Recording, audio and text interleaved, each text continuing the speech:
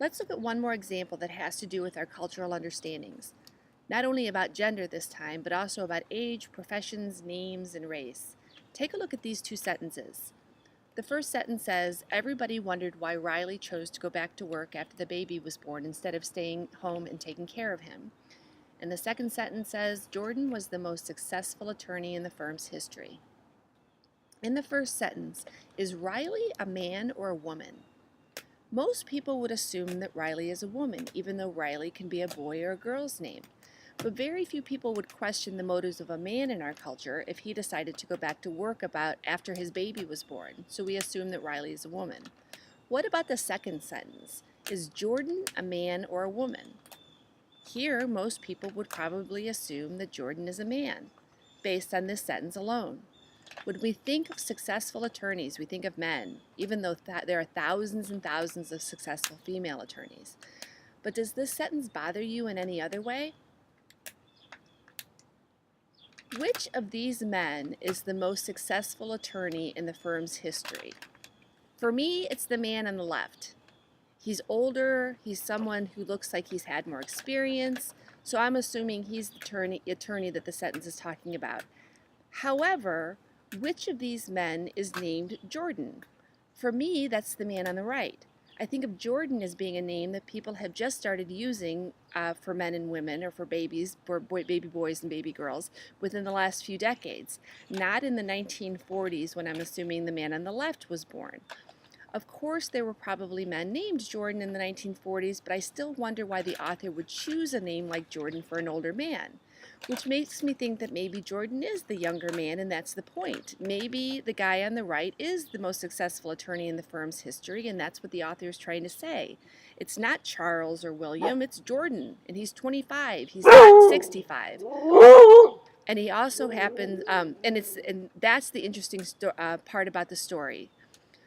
I don't know because I only have this one sentence, but I bring a lot of cultural assumptions to it.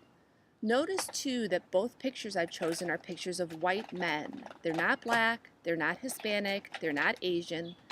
This is due in part to the fact that the man is named Jordan, which I don't associate with Hispanic or Asian American men, but also because the sentence talks about a successful attorney, which I culturally associate with someone of European descent. So clearly pragmatics plays a huge role in how we make sense of what we read, and it needs to. Kids need to have an understanding of pragmatics to make sense of what they're reading. We usually think of the cueing systems used by readers as including these three: syntax or structure, visual or graphophonics, and semantics or meaning. But what about the pragmatic cueing system? I would encourage you to consider it too. And here's what how Alan B. Wolfe defines the pragmatic cueing system. He says the pragmatic cueing system is one of the main 4 language cueing systems. This technique is based upon the practical purpose motivating the writer and or the reader. Furthermore, pragmatic cues hinge the meaning of what was said based on the social standings of the writer and the audience and upon the social setting in which the message was communicated. Readers with highly varied and developed social skills excel in detecting pragmatic cues. Those who are socially rounded understand that language is modified to immediate conditions and audiences. For example, a parent's corrections to a toddler sounds very different than a military drill sergeant's corrections to a private. Now, just to diverge for a minute, when we're reading a text, we don't have somebody's tone to rely on, which makes it even more difficult for children to pick up on pragmatic cues when they're reading, because a lot of the other cues that we have it's a lot more context-rich.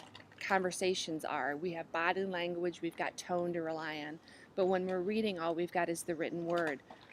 Okay, back to what he says. The pragmatic cueing system leans upon detecting and appreciating motives, tones, and situational nuances. Therefore, pragmatic cues are subtle to young readers who are limited in complex and varied real-world experiences. Then he gives an example. Reading of situations in the Bible is lost in some modern Western readers due to our cultural differences, the difference between us now and us when the Bible was written. For example, most Westerners do not initially grasp the scandalous image to which Jesus, as a Jewish man, subjected himself by conversing privately with the Samaritan woman at the well, because now that wouldn't seem strange at all. The historical and cultural context of the writing and the author's intent become very important to the pragmatic cueing system.